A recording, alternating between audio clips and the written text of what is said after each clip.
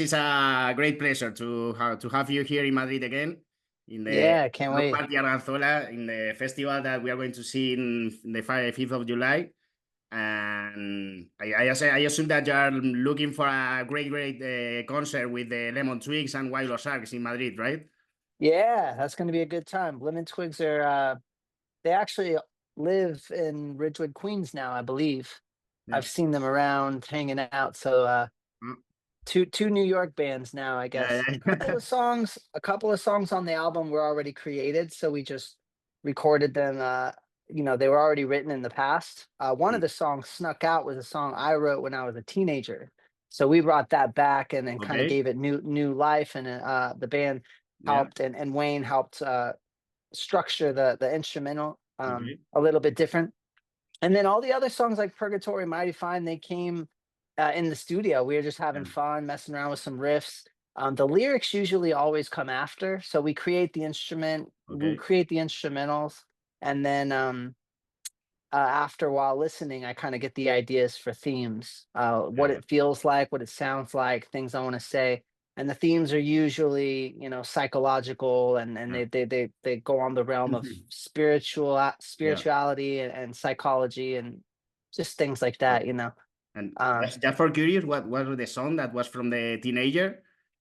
oh yeah, that was Snuck Studio? Out.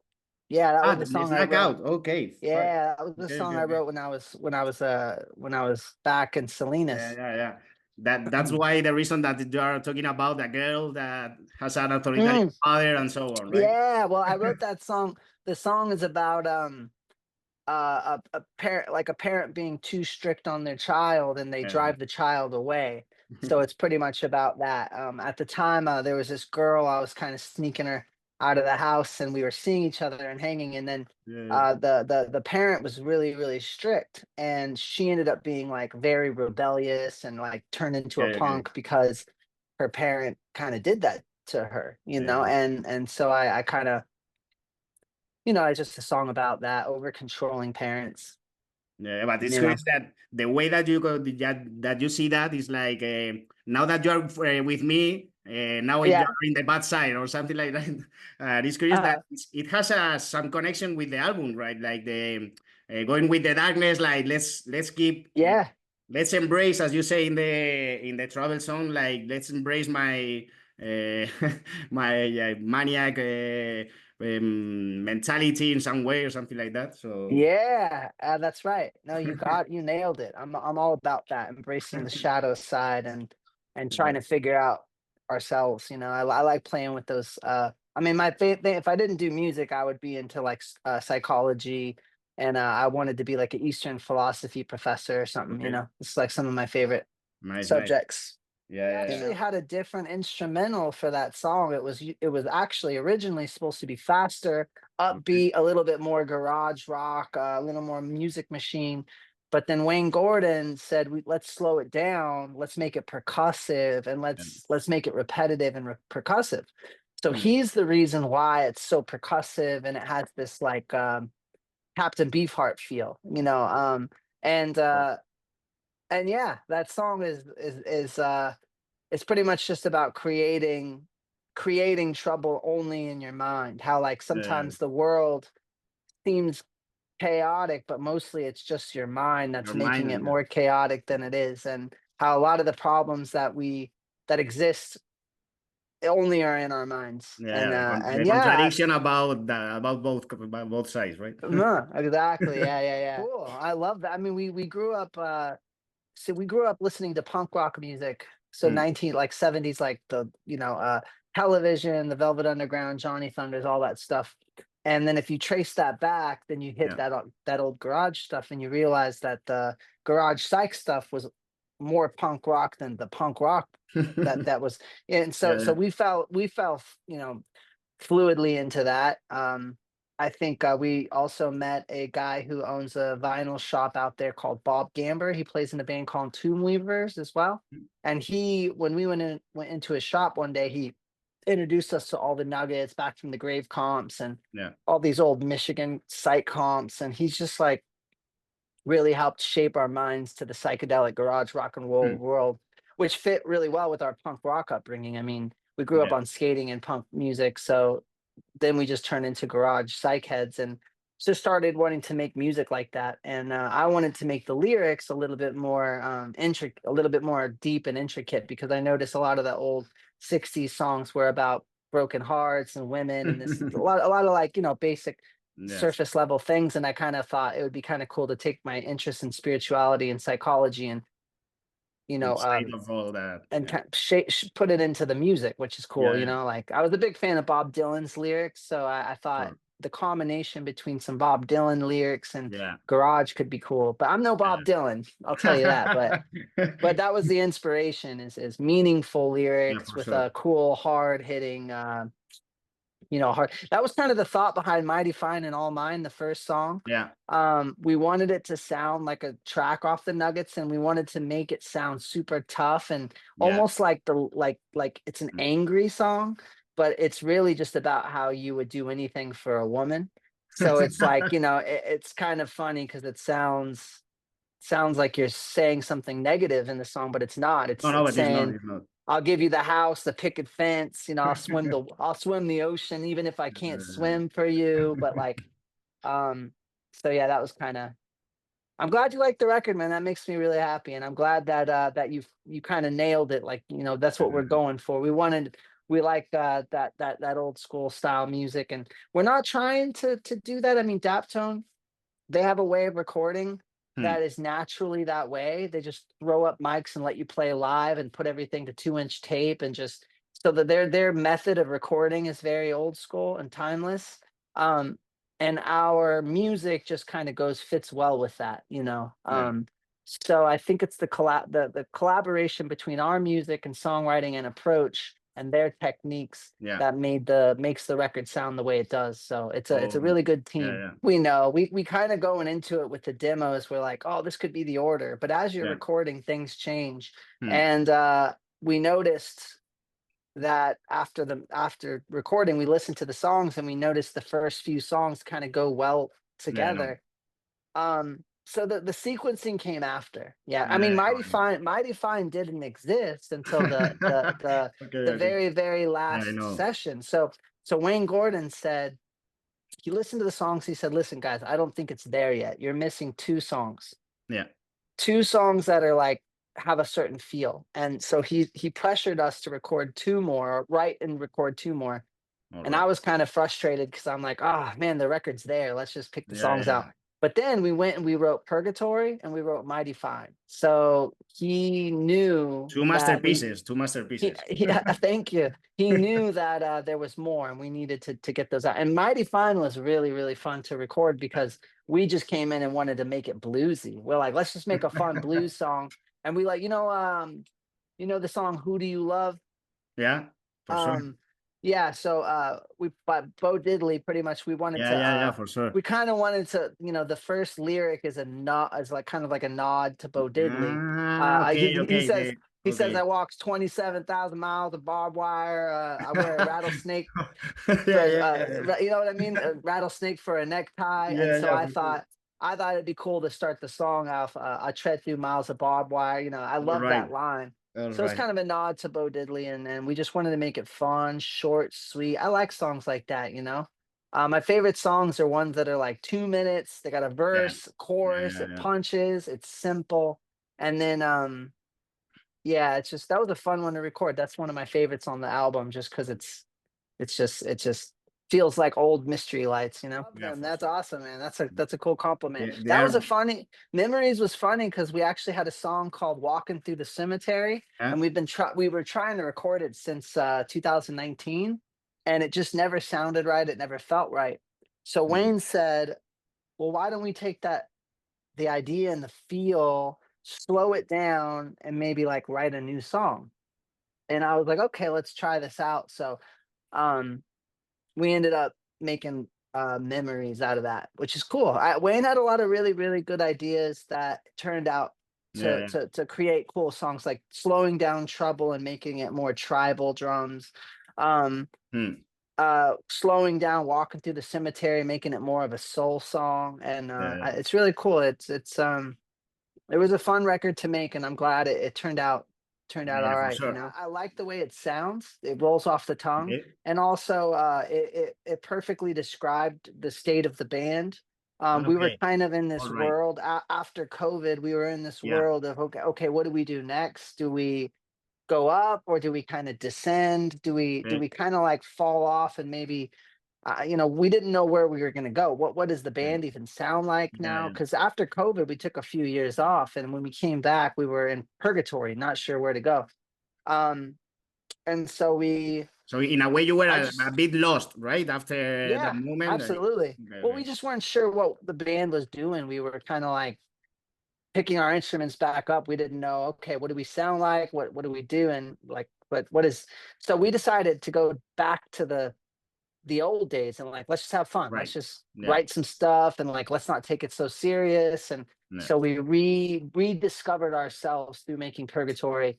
And yeah, so it had a deeper meaning, but I like the idea and the concept of purgatory. And like, you know, you have this life, and what are you going to do with it?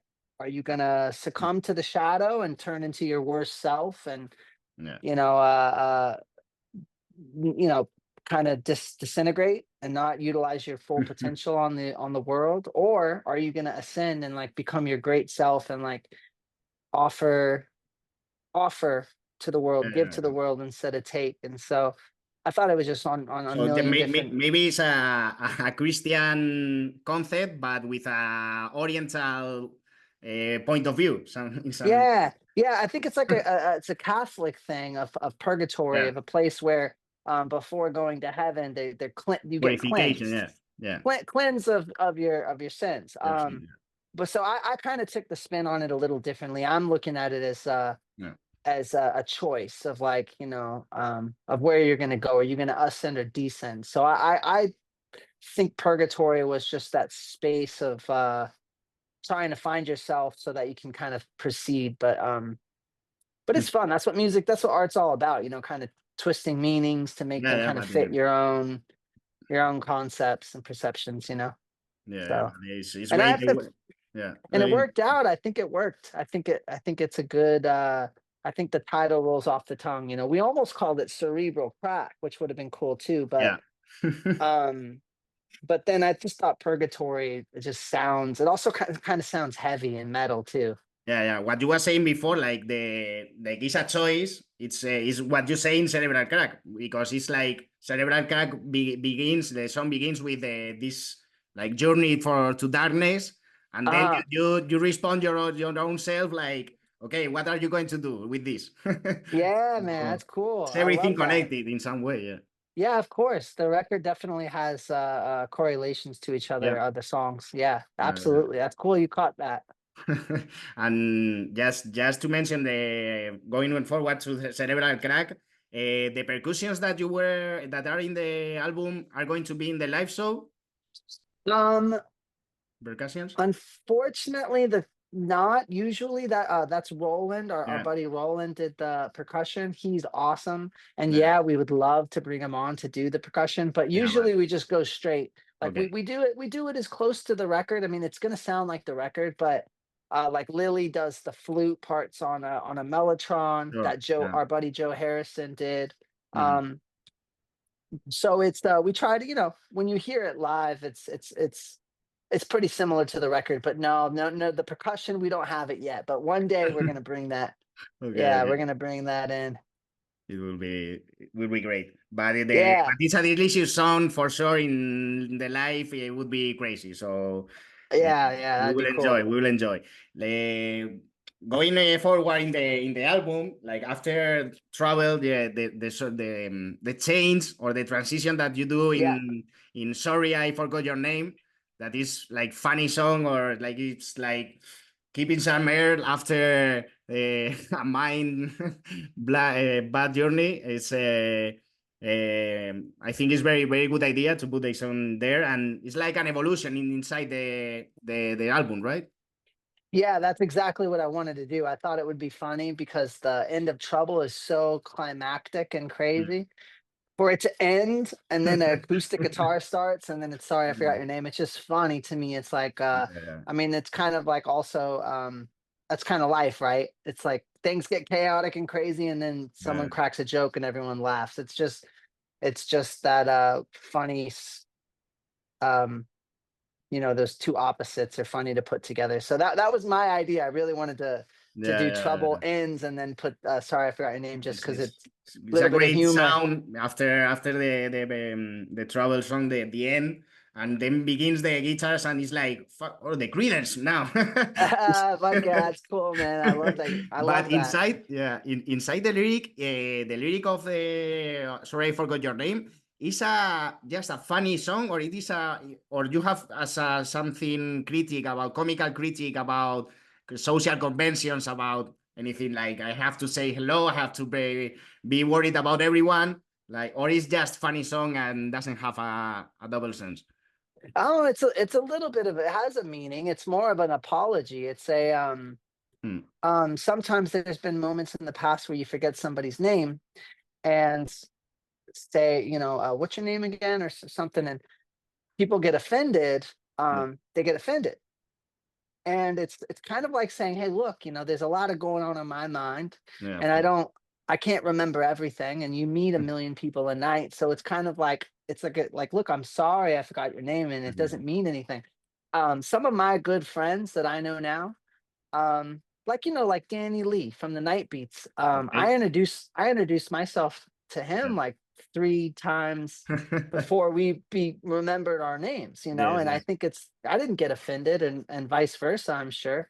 So it's just a matter of it's just a funny song apology. It's just a don't get so upset if someone doesn't remember your name. They usually don't mean any harm by it. Sometimes it's just things takes a minute for things to stick. And us musicians don't always have the best memories, but we try. We really do try. But this song applies to everyone.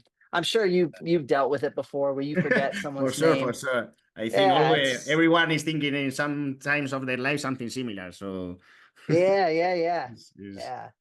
And now that you mentioned Danny Lee, would be possible a collaboration or something together with his band, or just with him? Or have you ever thought about this? Oh yeah, for sure. Danny and I talk about it all the time. Yeah, He's been trying to get me to come out to his place. He's got a studio now yeah, to track some songs, and I think it'd be a cool idea. I love yeah. Danny Lee. I play drums. I don't know if you know, but Danny did like a Yes, yes. Night Beats does Yeah, the of course. Sonics record, and I Yeah, yeah. drummed on it. Ah, okay. So You so know. I was the Okay, drummer on that record, and okay, okay. Danny's one of my favorite people. Yeah, once a month I have like a 2-hour conversation with him about life, and he's a good, Yeah, yeah. solid person. One of my favorite people on planet Earth. We're huge fans of krautrock, that style. So I think it was our way of kind of throwing that influence into the record. And you can expect more of that, like Silver Apples, Yeah. Noi, kind of kind of Hmm. style. We wrote a bunch of other new songs that kind of have that feel. Okay. That are We were big fans of Beak too, that band that plays around, and um, so it was cool to have that inspiration in there. But also we're big fans of Captain Beefheart, so we have Mhm. a lot of there's a lot of Like movement a mix, there. right? Yeah. Yeah. So it is a little yeah, it was a little bit more experimental. It was a fun one to write. We kind of wanted to Mm. make it wacky, and Mm. we thought, and then when I heard the song, I thought it was lyrically so perfect, because I always have these I've always had this weird feeling that I feel more at peace in the midst of chaos. Like, I feel like in New York City there's so much noise, and I love it. And when I Yeah. go to a camp and it's silent, I can't sleep. I can't sleep when the noise is turned off. So The it's just sound of kind of fun. silence, right? Yeah, it's kind of, yeah, the sound of silence. And so I thought that was a really suiting theme. And I Yeah. remember when I used to go shopping, my mother used to take me to the mall, and I used to Yeah. sleep in the middle of this loud, crowded mall. Yeah. And I Yeah. thought that was kind of funny, so I threw those lyrics in there. But that was a fun song to write and to do Yeah. Yeah. lyrics for too. For sure, for sure. Sounds like a catharsis in some way, right? Yeah, for sure. Yeah, it's nostalgic.